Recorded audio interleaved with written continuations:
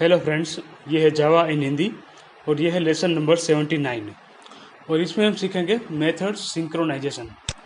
Okay, तो दोस्तों जावा के अंदर जो मेथड है उसको सिंक्रोनाइज करने का मतलब क्या है कि वो मेथड एट ए टाइम एक ही थ्रेड यूज़ कर सकता है। ओके, दूसरा कोई थ्रेड उसको यूज़ नहीं कर सकता है। तो चलिए देखते हैं कि सिंक्रोनाइज मेथड कैसे बनाएं और उसको यूज़ कैसे करते हैं। ओके, तो देखिए मैंने यहाँ पर क्लास ए का ऑब्जेक्ट बनाया है, सॉरी क्लास ए यहाँ पर बनाया मैंने। उसके अंदर सिंक्रोनाइज मेथड बनाई यूजिंग सिंक्रोनाइज कीवर्ड। ये देखिए सिंक्रोनाइज पब्लिक वॉइड डिस्प्ले। तो जो भी आप मेथड बनाओगे उसके आगे सिंपल लिख दे सिंक्रोनाइज कीवर्ड। ओके, और यहाँ पर आप लिख दे फॉर लूप, जो कि मैंने सैम्पल एग्जांपल के लिए लिया है। ये फॉर लूप 0 to 4 तक जाती है, यानी कि 4 टाइम्स ये आई को डिस्प्ले करेगी 0 1 2 3 4। ओके, तो सिंक्रोनाइज का मतलब क्या है कि जब भी कोई थ्रेड इस मेथड को कॉल करेगा, डिस्प्ले मेथड को, तो दूसरे थ्रेड वेटिंग में रहेंगे इस मेथड के लिए। ओके, तो एट ए टाइम एक ही थ्रेड इसको एक्सेस कर पाएगा। ओके, और एक थ्रेड उसका काम जो है वो पूरा कर ले इस मेथड के अंदर, तभी दूसरी मेथड इसको एक्सेस कर सकती है। यानी कि ये जो मेथड है वो लॉक हो जाएगी एक थ्रेड के लिए और दूसरे थ्रेड वेटिंग में रहेंगे। ओके, तो इस तरीके से सिंक्रोनाइज्ड कीवर्ड का यूज़ करके आप सिंक्रोनाइज मेथड बना सकते हो। ओके, तो ये है हमारा क्लास ए और हमें थ्रेड बनाना पड़ेगा। तो थ्रेड बनाने के लिए क्या किया हमने, class demo extend thread. Okay, तो डेमो क्लास क्या है, हमारा थ्रेड क्लास बन गया और उसके अंदर एक क्लास का ऑब्जेक्ट बनाया हमने। ओके, और कंस्ट्रक्टर का यूज़ करके हमने एक क्लास के ऑब्जेक्ट को इनिशियलाइज किया। ओके, कंस्ट्रक्टर का यूज़ करके हमने एक क्लास के ऑब्जेक्ट को इनिशियलाइज किया।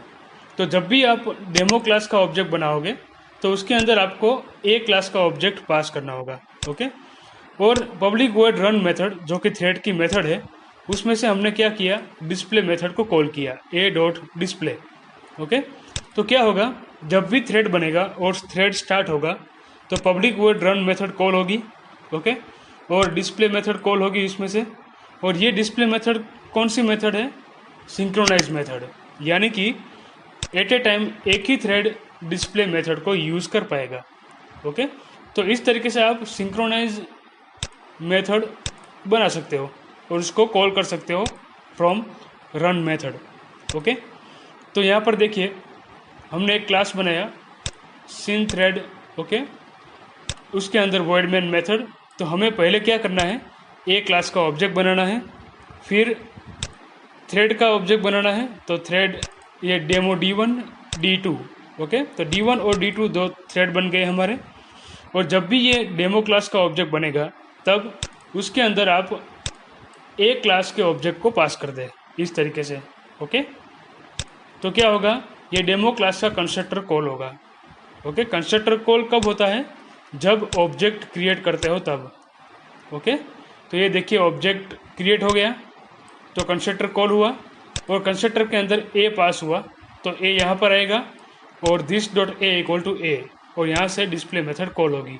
ओके, तो जब भी आप D1 dot start D2 dot start करोगे तो उसका क्या मतलब है, हमने दो थ्रेड स्टार्ट किए। ओके, तो D1 थ्रेड क्या करेगा, सबसे पहले डिस्प्ले मेथड को कॉल करेगा।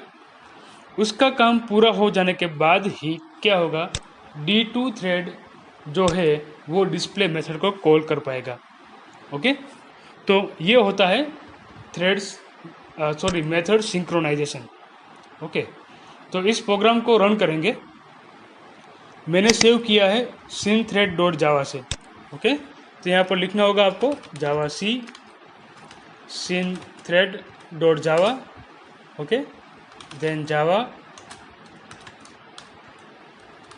Sink thread. Okay, sorry spelling mistake हो गई यहाँ पर। ये देखिए आउटपुट 0 1 2 3 4। ओके, तो ये जो फॉर लूप हमने रखी है सिंक्रोनाइज मेथड के अंदर, ये उसका आउटपुट है, 0 से लेकर 4 तक डिस्प्ले होता है। ओके, तो उसका क्या मतलब है कि एक थ्रेड ने कंप्लीट टास्क परफॉर्म कर लिया डिस्प्ले मेथड के अंदर, फिर दूसरा थ्रेड आएगा और डिस्प्ले मेथड को कॉल करेगा और 0 1 2 3 4 इस तरीके से डिस्प्ले मेथड रन होगी। तो एक थ्रेड ने अपना काम किया, बाद में दूसरा थ्रेड अपना काम करेगा उस मेथड के अंदर।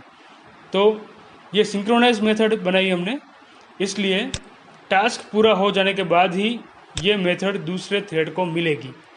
ओके, ये देखिए हम तीसरा थ्रेड इधर बनाते हैं, डेमो D3।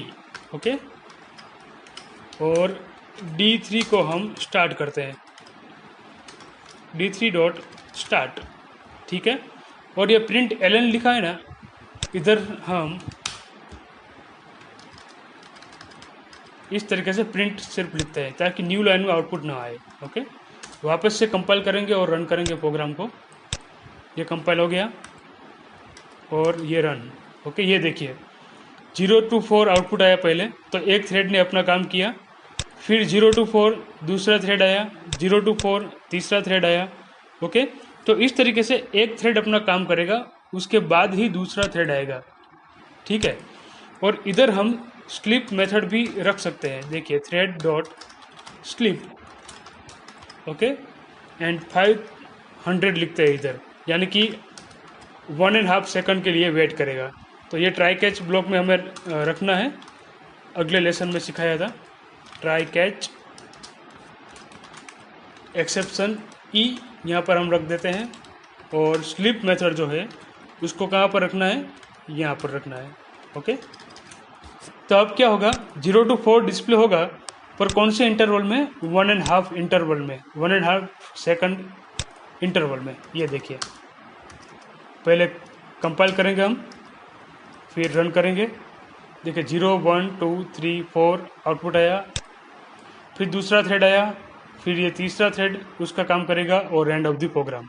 ओके, तो इस तरीके से 1 by 1 थ्रेड रन होंगे। उसका मतलब public word run method call होगी, उसके अंदर से डिस्प्ले मेथड कॉल होगी।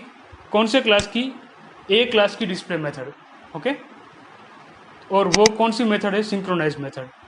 ठीक है, तो ये किस तरीके का प्रोग्राम बनाया हमने। यदि डिस्प्ले की जगह पर आप टिकट बुकिंग का कोई मेथड बनाते हैं, ओके, तो यहाँ पर क्या होगा कि एक कस्टमर आएगा, वो टिकट बुकिंग का प्रोसेस कंप्लीट करेगा, तब ही दूसरा कस्टमर टिकट बुक कर सकता है। ओके, तो इस तरीके की आप सिस्टम इम्प्लीमेंट कर सकते हो यूजिंग सिंक्रोनाइज मेथड। ओके, तो सिंक्रोनाइज आप 2 तरीके से कर सकते हो, एक सिंक्रोनाइज ब्लॉक और दूसरा सिंक्रोनाइज मेथड का यूज़ करके। ओके, तो इस लेसन में इतना ही। Thank you.